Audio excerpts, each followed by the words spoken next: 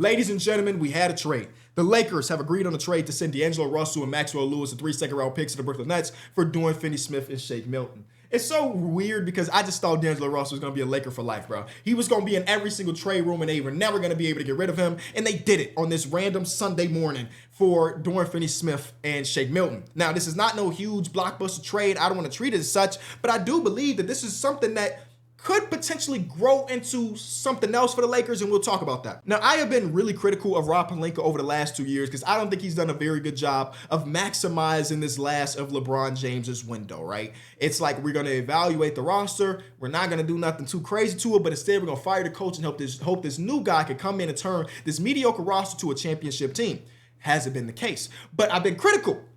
I got to get credit where it's due. I think he cooked on this one. I think he absolutely cooked on this one because Dorian Finney-Smith is one of the type of players that I think the Lakers can really benefit from having. When I watch the Lakers, there are a few different things that jump off the screen to me. One is the lack of jump shooting. If you watch the Lakers, you know this. They just don't have trusted jump shooters across ball. So much so that D'Angelo Russell felt like he has to force 5 threes a game and shoot 30% of them because they need some type of fluidity to that jump shooter. They need somebody to keep them honest. It hasn't been D'Angelo this season. So adding a guy like Dorian Finney-Smith, who is a 43% three-point shooter this year on a career-high attempts. I don't know if that translates for the rest of the season, but historically, DFS has been a great three-point shooter. Adding a guy like that is really beneficial because not only can DFS shoot, he shoots the type of threes that you kind of want him to. He shoots the type of threes that is really meta for today's basketball. He shoots the type of threes that the Lakers have been almost dead last in generating this year.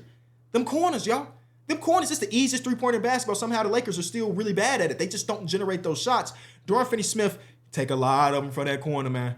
44% here. We're going to round up for you. 38.5% on this one. He can hit it above the break three. Hell, not only can he do it, he's pretty damn good at it so far this season. But he sits in those corners and, again, playing 20-24 meta ball because this one little speck in the mid-range, no, that's not DFS. That must have been a heave. He got the ball late. He was crashing the glass and the ball ended up in his hand. He ain't mean to take that shot. This is really the type of player that you want.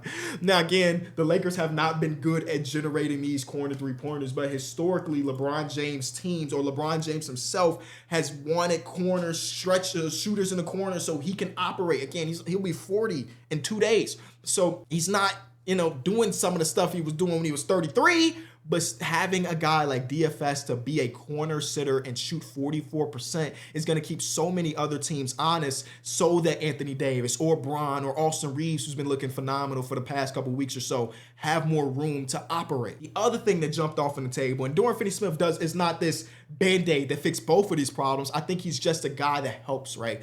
It felt like they were too small on the defensive end, specifically when it comes to these wings. Like they have basically one wing stopper, and that's like Rui Hachimura, and nobody really looks at Rui as a stopper. He's just the guy that is tasked with doing it. Dorian Finney-Smith, and I'm not going to act like I've been watching every single Brooklyn Nets game, so I'm talking about DFS in the vacuum. Dorian Finney-Smith helps with that problem. As a 6'7", 220 rangy wing, is something they just haven't had more than one of for basically the entirety of this LeBron James era. He helps. Again, not a complete fix to the Lakers' problems, but he helps. And with them only giving up 3 seconds, and listen, I love the internet because it's my job, but I hate the internet at the same time, and part of this is my fault. Maybe I gotta goddamn type a paragraph for every single tweet. I quoted this saying 3 seconds, and there's a portion of Lakers fandom that thinking that I'm saying that they overpaid, when the reality is, I think they got him on a bargain. DFS was a guy that was other teams offered last season first-round draft compensation for him. Now, he's 1 less year on his contract, so you take some of that away. But 3 second-round picks for a guy like DFS is an absolute steal. And the one thing I'm trying to figure out, and I guess we won't have an answer to this until somebody other than the damn Brooklyn Nets make a trade, is this the market right now? Is a good role player in Dennis Schroeder, is that going to be the mark of him going to be just 2 seconds? Is that going to be market for all of the other good role players of basketball? 3 seconds for Dorian Finney-Smith? Is that the market? Or is that just the Brooklyn Nets saying, hell, we too damn good for our own good? Who got the best offer right now? We just accept it. Who got the best offer in this moment? So I don't know. We need somebody else other than the Nets to trade a role player. We gonna see what the market really is. And with the second apron and all of these tax implications, I don't know if first round picks gonna move too often this deadline. But there are some players out there that I thought would get you like, I don't know, a heavily protected first, a fake first. Give me a fake first here. They didn't get that. So again, a win for Rob Pelinka. And with this, with them not giving up an extra first round pick, they still, in theory, since it's been rumored they're willing to trade these picks, their 2029 and 2031 are still actively available. And they still do have contracts to make some stuff wiggle. Hey, shout out to, what's the name of the site? Spotrack? Because they got it already updated. Dorian Finney-Smith is here. But with some of these contracts, like a Gabe Vincent, who we're going to talk about Gabe Vincent in a second, Jared Vanderbilt, who doesn't play basketball anymore, or Christian Wood, who doesn't play basketball anymore. Like, there's still room for them to make a bigger move with these added salaries and those first-round picks. And I'm just so intrigued on what that looks like. It's been rumored for 100 years that the Lakers want more size. They want more bigs. So, like, you do have a Clint Capella, a Jonas Valanciunas, a Nikola Vucevic. These are all guys that they can afford with this draft capital and with this salary filler. So I'm just curious if that's going to be the direction they go in. And losing a guy like D'Angelo Russell doesn't hurt too much. I mean, the Lakers fans have been trying to get that brother out of there for years at this point, because Gabe Vincent has been playing better. Believe it or not. Gabe Vincent has been playing better. And that is saying a lot, because he's averaging 4 points on 37% shooting on the season.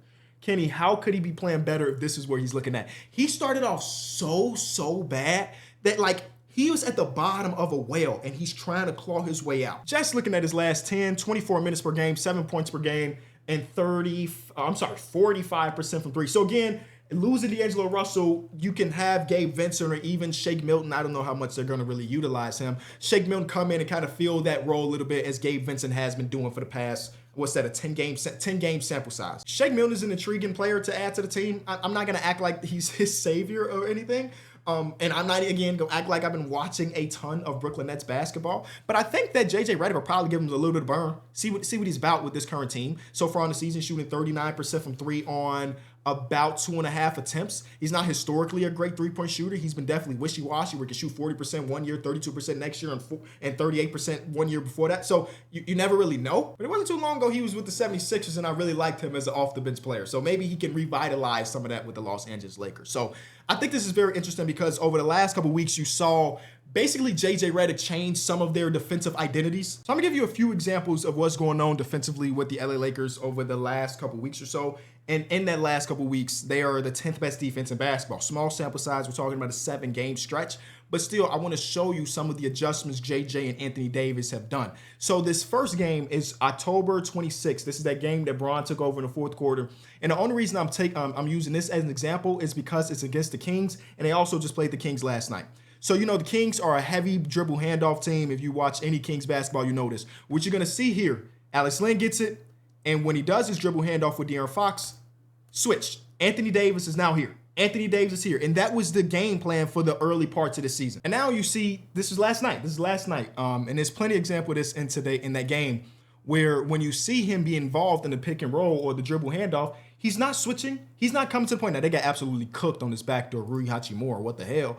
But you will see how he's playing pretty much drop coverage. We just gonna call it drop coverage almost exclusively over this stretch.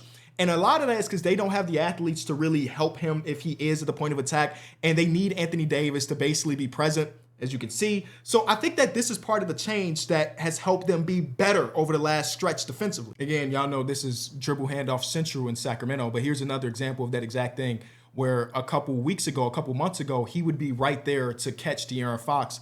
Instead, nope, they got cooked again. Golly. Maybe not the greatest example because they keep scoring, but I'm just showing you how the change in the scheme has happened defensively for J.J. Redick and the Los Angeles Lakers. And I think that has really opened the game up for them defensively, even if I gave you 3 examples and they scored in all 3 regardless. You feel me? Okay, cool. And I think one of the reasons why I really, really like this deal is, I think, again, maybe it's a little bit too late for this, but the idea of Anthony Davis and LeBron being on the same team, you kind of just need to make the right moves on the exterior. You don't need that third star necessarily. So when I see them give up 3 second-round picks and 2 players they couldn't give a damn about to go get a guy that can help that exterior part around Bron and AD, I'm really excited about those type of things. Again, it may have came a little bit too late. I don't think DFS goes into the Lakers and now I'm looking at them competing with OKC or Dallas when Dallas is healthy. I don't think that's the case. But I do like how this elevates them at least a little bit. And we talked about a little bit earlier, it could open up the gate for something bigger to happen. And again, when I say bigger, I'm not thinking go get Jimmy Butler. I'm not thinking go get Zach LaVine, an all-star adjacent player. But just go get more players that fit with Bron and AD. And I've never been a general manager, hell, unless we're talking about on the goddamn PlayStation, right? So maybe it's harder said than done, but I feel like that in theory is just so simple. But I mean, GMs have just struggled with it, or I guess Rob Pelinka has just struggled with it for the last couple weeks or the last couple years. Now let's flip it on its head and talk about the Brooklyn Nets side. Again, I think this is just them saying that we just too good for our own good right now. We need to go out there and basically trade every single player that is helping us win right now. And DFS advanced stats this season are ridiculous. Again, I'm not completely locked in, but his advanced stats say that when he is on the court, they are significantly better than when he's off the court. So let's get the guy out there. Let's get him out the locker room. He's too damn good of a vet. Because Tankathon right now has him 7th. And there's still room for them maybe to get up to 6. Like, I feel like they're cooked. They're not going to be able to catch the Jazz, the Hornets, the Raptors, the Wizards, or the Pelicans. So they're basically fighting for the 6th best odd. Or they would just have to lose 30 in a row, which nobody wants that on their record. Nobody wants to be known as a team that lost 28 games in a row, right? So, again, maybe just a little bit too late, like this ragtag group of dudes. It was so very cool. But D'Angelo Russell is like, again, Lakers Nation, they got their love-hate relationship with D'Angelo Russell. He ain't god-awful, right? He didn't fit with Bron. He may not be the piece to be your 3rd best player on the Bron-led team, but he ain't god-ass awful. D'Angelo Russell might walk in that locker room and just help them, again, win more games that they want to win. So that makes me pose a question, does this open up to a 3-teamer? Was D'Angelo Russell traded early enough where for the next trade deadline, February 6th, could he be moved again? I don't have those answers, but I'm curious. And what does this mean for the market? Godly, I'm so curious.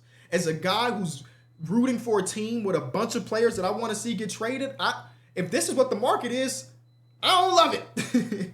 Let me go get a 2nd round pick for 2031. That sucks. Let me know what you think about the trade.